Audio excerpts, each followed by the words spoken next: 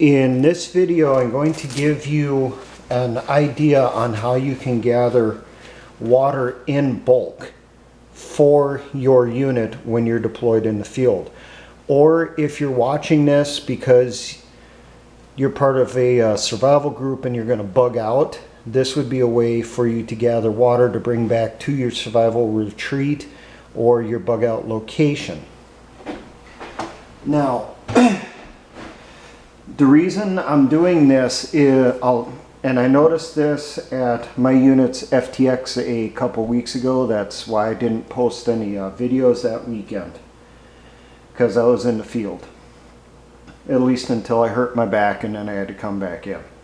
But my back's feeling better before anyone asks about that. Now, a common tactic for scouts and reconnaissance when they locate an enemy unit, especially one that's in the field, they're away from any type of camp, they will watch as the troops gather water. Now, something I noticed with my unit, they went to a creek which was near the training site so they could test out their water filters to refill their canteens, and each person did it individually.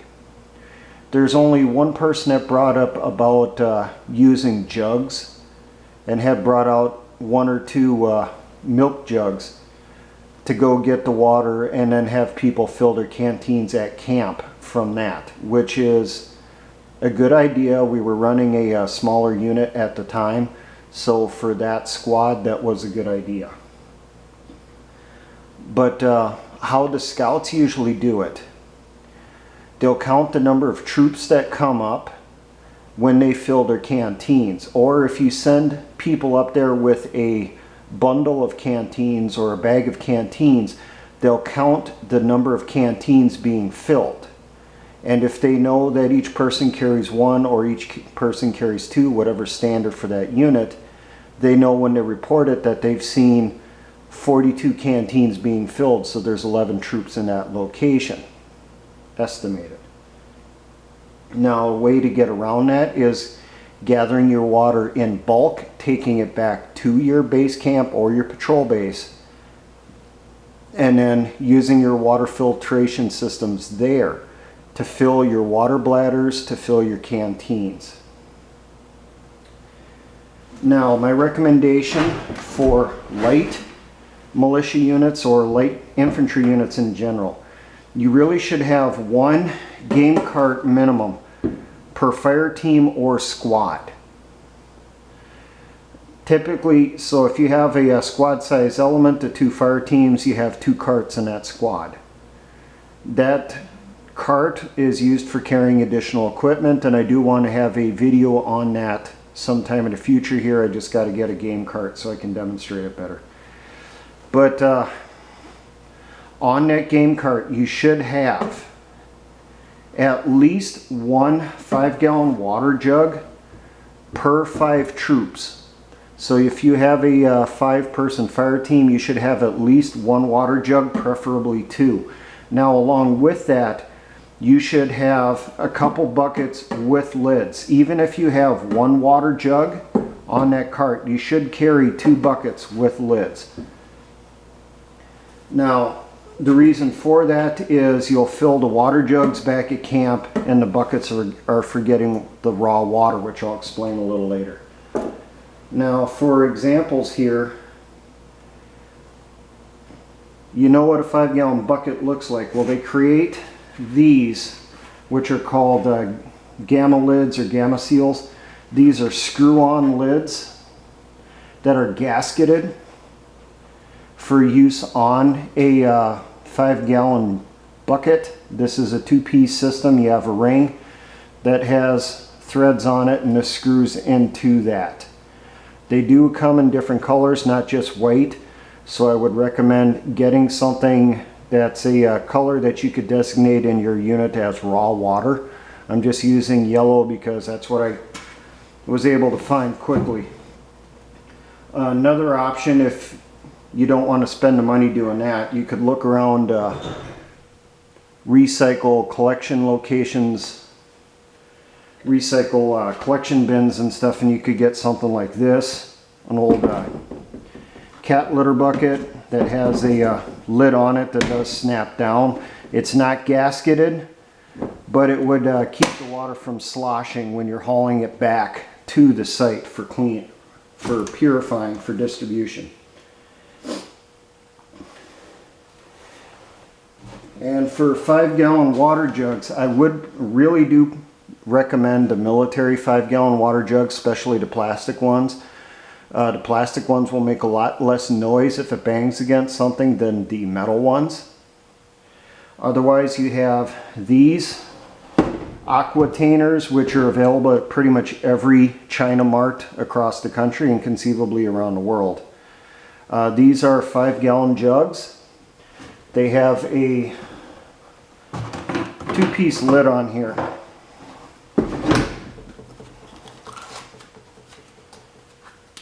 I'll just put this together for you so I can show you.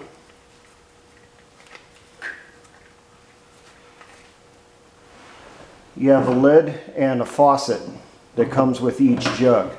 Now, my issue with these jugs, you can't go around all the time with the faucet sticking out like this. It's going to get busted off sooner or later. So I would recommend, when if you're using this type of jug and you're transporting them on the game cart, either keep the faucet inside a bag tied to the handle here, or screw it to the inside and find some type of cap to put in there to close that off, to keep crud from getting down in here, contaminating the water and contaminating the faucet.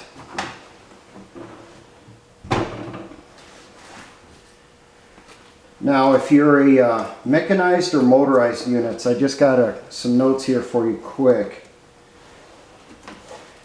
You should plan for a minimum of 1 5-gallon water jug of clean water, purified water, per 5 troops in the squad or platoon that you're supporting. Preferably, since you're motorized or mechanized, you have vehicles, you conceivably have the ability to haul it. You should have 1 jug for every 2 troops. If you're in a hot, arid environment or desert type environment like the American Southwest, or if you're in the high mountains, you really should have 1 jug per troop, because you're going to go through water a lot faster.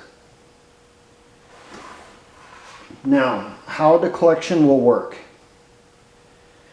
You should collect water every day, or at a minimum every other day. You want to have as much water on hand as possible in case you end up in a siege situation, you're surrounded, you can't get out to get to the water source. Or if you're blocked from reaching your water source because of enemy activity, they're patrolling through the area too much, or they have it under surveillance, they have a position or a sniper watching over the water source. Now, collection of water is a responsibility of your quartermaster section, your supply section. They're the ones that are in charge of keeping track of how much water is in the base camp at any given time. They're also the ones that are in charge of running the collection mission. So there'll be someone from the supply section that'll be in charge when the mission goes out to collect water. The people for that mission, the support that actually does the work, and also the security, will be provided by a fire team or a squad from one of the platoons that's inside the base camp. Because remember, you'll have your headquarters section there. You could potentially have some heavy weapons sections there who could kick out, say, a few people to form a fire team. You could have a platoon in there, a rifle platoon. They could kick out a fire team or squad to assist with this each day. Now, what will happen when the mission goes out? The supply section will get 1 or 2 carts, depending on how much water needs to get gathered up or can be gathered up. They then collect up all the buckets, so all your 5-gallon buckets for your raw water. They leave behind all the water jugs that need to be filled back at the base camp. They do not bring them along. You're just collecting the raw water, the unpurified water, the unfiltered water right now. They collect up all the 5-gallon buckets. They then move to the water source, and they will move tactically, always keeping watch for observation by enemy units and ambushers. When they get to their water source, they collect the cleanest water possible. If you don't know on how to do this, stay away from stagnant water, water that's just sitting around, it's murky, it smells. You preferably want water that's flowing, so like from a creek or from a river, somewhere where the water is continuously moving, because that helps clean some of the garbage out of the water. The water will be collected up into the buckets, and then when each bucket gets filled, it gets put on the cart. When all the buckets are filled, you move back to the unit with the filled buckets. Now, something I thought of is you may want to do kind of a pre-filtration system where when you're filling the buckets, you attach a piece of cheesecloth or some other cloth over the top of the bucket using 550 cord or bungee cords or something to hold it in place, and use that to filter out as much leaves, sticks, bugs, whatever else is in the water. So hopefully you're just getting water and possibly some fine sediment. You're not trying to bring back a bunch of garbage in the buckets, which just adds to the weight. Now I have down here just an idea of a filtration system that you could set up. This would be something that would be carried by the supply section or quartermaster section on their cart. They should have their own cart for hauling stuff around when they move from base camp to base camp. What we have here is a 55-gallon drum. You cut it in half. The bottom half of the drum becomes the reservoir for the dirty water, because you're trying to keep from leaking water down into the clean reservoir. So the bottom has a lot less openings. The top becomes the reservoir for the purified water. Now in the bottom of the dirty reservoir, you're going to drill holes so that you can attach through filter elements, similar to this, which is a Berkey filter element.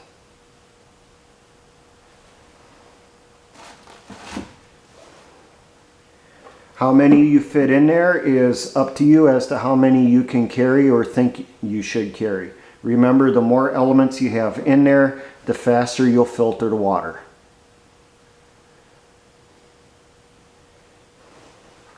Now you may also want to add a cloth filter over the top of each filter element to cut down on the finer sediments from reaching the filter, potentially clogging them. And on the bottom of the clean reservoir, which was the top of the barrel, so we got the open part is facing up, drill in at least 1 to 3 faucets on the sides so that you can use those for filling water jugs. Make sure you have one side of this where there is no faucet, because that'll be the fill side, the side that you're going to raise up the buckets of raw water on to dump into your dirty reservoir. The system should be elevated above the ground so the jugs can easily fit underneath the faucets for filling. So you could have a stand pre-made, or you could use whatever is available. You could use some logs or rocks or whatever is in the area to make yourself a nice sturdy stand for putting this on. You should have 2 to 3 boards, which should be carried with the system, for putting across the top of the clean reservoir, for setting the dirty reservoir on top so it does not fall down inside there and it distributes the weight around the edges of this reservoir. You should put a layer of plastic over the top of the boards underneath the dirty reservoir, with the sides overlapping the sides, of the clean reservoir to prevent contamination from spills or leaks from the buckets. Now you should have, if you can, set this up so any water that does drip in from the dirty water, unfiltered water, it runs off to the side that is your fill side, and it doesn't run off over to your faucets. So you'll want to have corresponding holes on the bottom on that plastic that will meet up with the holes for your filters, so it'll drain right through. So you'll want that plastic as close to the bottom as possible of the dirty reservoir, right over the top of the boards. And you will slowly add the water 1 bucket at a time into the dirty reservoir. And while that water is being filtered through, you'll have people filling water jugs from the faucets when you get enough down in here that it can do that easily. Now, as I said, this filtration system would be carried by the supply unit. The reason I have it set up like this is so that it can be broken down for transport. So when you're moving base camps, you'll take this apart, you'll drain it, take your filter elements, clean them off, put them inside, say, gallon plastic bags or something. Take the faucets off the clean reservoir, put them inside a clean plastic bag after rinsing them off with clean water from a jug. The bags with the filter elements and the faucets will go inside the clean reservoir, and you should, depending on the makeup of the barrel, be able to take the clean reservoir, you'll wrap it in a plastic bag and close it off and set it inside the dirty reservoir so that everything should be compact, that you can load it onto the cart and transport to the next location. You should have, or your supply section should have, extra filter elements to replace one of these when they get too far gone or one gets damaged. And they should have some extra faucets and gaskets and that for those faucets, for in case you end up with one that gets damaged or starts leaking and such. Now, a quick note, I'll mention this. I know this used to be a problem. I don't know if they fixed it. I would think they did. This is a Berkey element. Now, a problem they had with Berkey elements was down here, the adhesive they used to join the element to the black plastic part, that used to give out. Now, a fix that survivalists came up with is to use food grade grease down in here, stick this down then inside the black plastic part here, and then they would wrap some 550 cord going all the way around. So you had a section that would go like this and a section that would go like this, and they would tie it off to hold this whole thing together. And in theory, that would create this tight enough that it could filter without draining any dirty water through where someone could get sick. Now, when you're moving between base camps, I just have a note here. All water jugs should be filled. They should always be filled at all times, or at least as is practical. And on the buckets for the dirty water, you may want to fill those also if they're the ones that have the rubber gaskets, and carry those along too on the carts.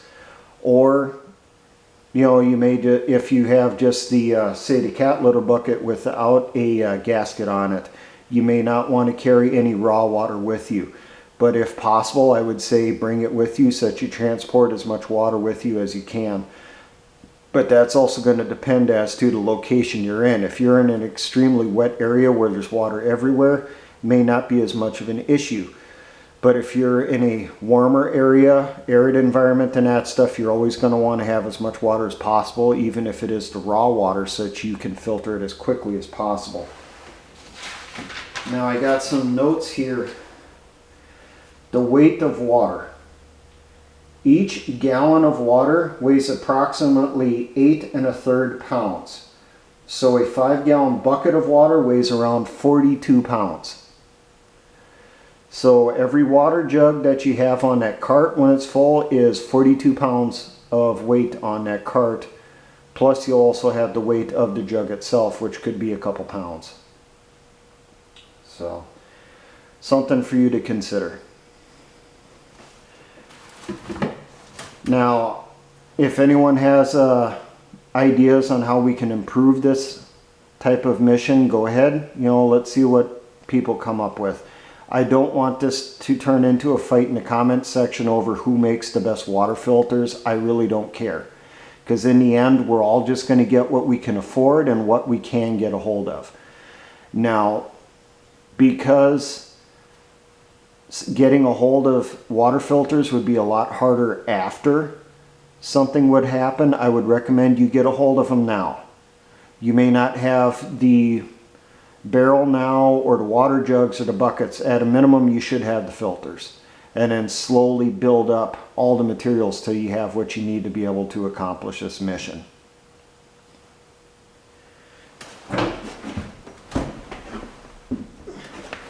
Now, for all my engineer brothers in the Patriot and Militia movements, always remember, essayons.